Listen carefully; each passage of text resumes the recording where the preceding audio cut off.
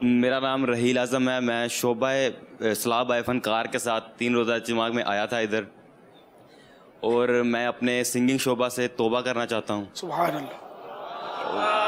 اور میں تقریباً 3 سال سے لاہور میں, فیصل آباد سے تعلق ہے میرا, لاہور میں شعبے میں تھا, اور میں اب توبہ کرنا چاہتا ہوں. ماشاءاللہ کر لیجئے توبہ, اللہ کا اور اللہ سے میں توبہ کرتا ہوں کہ میں اس کام میں دوبارہ نہیں جاؤں گا. انشاءاللہ. میرے لیے دعا کر دیجیے. ماشاءاللہ اللہ آپ کو اس توبہ پر ثابت قدمی نصیب فرمائے. آمین. اگر آپ کے کوئی اس طرح کے جیسے کہ اب کلپ وغیرہ ہوں یا گانے گاتے تھے, تو اس طرح کا جو بھی ہو تو اس کا آپ یہ بول دیں. اگر ایسا ہے تو نہیں ہے تو ضرورت نہیں ہے, کہ سب کے نہیں ہوتے یہ, ایک بعضوں کے ہوتے ہیں بعضوں کے نہیں ہوتے. تو یہ بھی بول دیں کہ اگر میرے کسی کے پاس اس طرح کے گانے باجے یا کوئی کلپ ہیں تو وہ سب اس کو ڈیلیٹ کر دیں, ختم کر دیں. جی, یہ کہ میں نے توبہ کر لی ہے. میں اپنے اس کام سے توبہ کرتا ہوں, اور کسی کے پاس میرا گانا وغیرہ ہے وہ ڈیلیٹ کر دے, اور انشاءاللہ دوبارہ میں اس کام میں نہیں جاؤں گا. انشاءاللہ. اور اللہ سے میں سچی توبہ کرتا ہوں. ماشاءاللہ اور ماشاءاللہ. میں آپ سے امامہ بنوانا چاہتا سر پر, ایک لے کے آیا تھا میں. ایسی جلدی بھی کیا آج کی رات ہے. داڑھی بڑھانے کی نیت کر لیجئے, 1 مٹھی پوری جی داڑھی انشاءاللہ. انشاءاللہ میں امامہ لے کر آیا تھا. ماشاءاللہ. بڑی خواہش کے ساتھ لے کر آیا تھا بنوانے. چلو تو یہ جب ابھی ملاقات شروع ہوگی نا تو اس میں آپ امامہ ساتھ لے لیجئے گا انشاءاللہ. جی ٹھیک ہے. ماشاءاللہ. بہت بہت مبارک. ایک سوال تھا میرا, اگر ایک شعبہ چھوڑتے ہیں اس میں کاروبار نہیں ملتا بعد میں, اس کے حوالے سے کچھ. اب یہ کہ دیکھو نا, امتحان بھی ہو سکتا ہے, جی, اور امتحان ہوتا ہی آزمائش والا ہے. اس میں بندہ ہمت ہارے اور پھر خدا نہ کرے کہ اس طرف رخ کرے, یہ تو امتحان میں فیل ہو گیا جی, ہے نا. جی, یہ کہ یہ تو ہے امتحان والا مہینہ, قربانیوں والا. امام علی مقام اگر یزید پلید پر ہاتھ رکھ دیتے, بیعت کر لیتے, تو دنیاوی طور پر تو ہو سکتا ہے کہ مالا مال کر دیتا وہ. آپ نے اللہ کی خاطر راحت دنیا کے منہ پر ٹھوکر مار دی نا, اور اپنے نانا جان صلی اللہ تعالی علیہ وآلہ وسلم کے دین کی سرخروئی پر ہاتھ رکھا انہوں نے. جی, تو آزمائش تو آئی نا ان کے سامنے, ان کے بچوں کے لاشیں تڑپائے گئے, اور کس طرح بھوک پیاس ان کے ساتھ مطلب بھوکا پیاسا رکھا گیا, کتنا ظلم کیا گیا ان کو, لیکن انہوں نے برداشت کیا. تو یہ امتحان آپ کے ساتھ تو نہیں آنا, ہمارے ساتھ. ہماری اتنی بڑی قسمت کا کہ ہم کو اس طرح کا کوئی امتحان آئے. ہم کو تو پھڑیا ہوتی ہے تو بے صبری ہو جاتی ہے, اور ان حضرات نے تو مطلب کتنے زخم کھائے. تو اس لیے وہ اللہ نہ کرے کوئی ایسی 19-20 ہوتا بھی ہے مالی اعتبار سے, روزگار کے اعتبار سے, تو بیٹا پیچھے نہیں ہٹنا ہے. اللہ تعالیٰ نے جب تک زندہ رکھنا مقدر فرمایا وہ روزی عطا فرمائے گا انشاءاللہ. ہے نا. وہ امتحان ہے بس. حلال روزی کے لیے آپ کوشش جاری رکھیں, اللہ کریم عطا کر دے گا. گانوں سے آنے والا پیسہ جائز ہے کہ ناجائز ہے؟ وہ تو حرام ہے. حرام ہے. اس کو ہم اگر کسی نیک کام میں لگائیں, نہیں, جس سے لیا اس کو لوٹانا ہوگا. وہ نہ رہے تو ان کے وارثوں کو دینا ہوگا. اگلا بندہ اپنی مرضی سے دے کے آتا ہے پیسے. وہ بندہ شراب بھی مرضی سے پیتا ہے, اور بہت کچھ گندے کام بھی لوگ مرضی سے کر رہے ہوتے ہیں. یہ مرضی سے سود کا بھی تو ترکیب ہوتی ہے. تو ہر جو بھی کام مرضی سے کیا گیا وہ اگر جائز ہو, یہ اصول ہو جائے, تو پھر اسلام اور قربانیاں, اور پھر تو کچھ بھی نہیں رہے گا. تو اس لیے اللہ اور رسول کا جو حکم ہے نا وہ چلے گا, ہماری مرضیاں نہیں چلیں گی. جی, کرتے ہیں نا مرضی سے, بہت سارے گناہ کرتے ہیں لوگ. تو اس لیے بیٹے وہ حکم شریعت پر عمل ہوگا. ایک اور سوال تھا, اگر گانے میں کفریہ کلمات نہیں ہیں, اس کو منہ میں گنگنانا جائز ہے کہ ناجائز ہے؟ میوزک کے بغیر صرف ہم منہ میں گنگنانے, اس میں کفریہ کلمات کوئی نہیں ہے. کفریہ کلمات کے علاوہ واحیات اس میں کافی ہوتی ہے. جی, گندے گندے عشقیہ فسقیہ گانے. تو جب یہ کہ جس کے گھر نہیں جانا اس کا پتہ کیا پوچھنا تھا, جب یہ اس کو چھوڑ دیا تھا, اب چھوڑ دیا خلاص.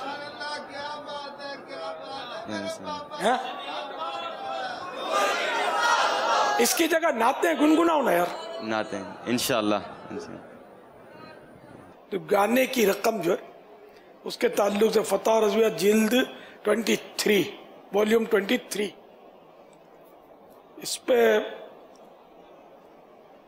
جو مال رشوت یا تغنی یا چوری سے حاصل کیا، تغنی مانے یہ گانا، تو گانے بازوں سے یعنی گانے کے ذریعے حاصل کیا، اس پر فرض ہے کہ جس سے لیا ان پر واپس کر دے، وہ نہ رہے ہوں تو ان کے ورثاء کو دے، پتہ نہ چلے تو فقیروں پر تصدق کرے، یعنی فقیروں کو خیرات کر دے جو شرعاً فقیر ہوں۔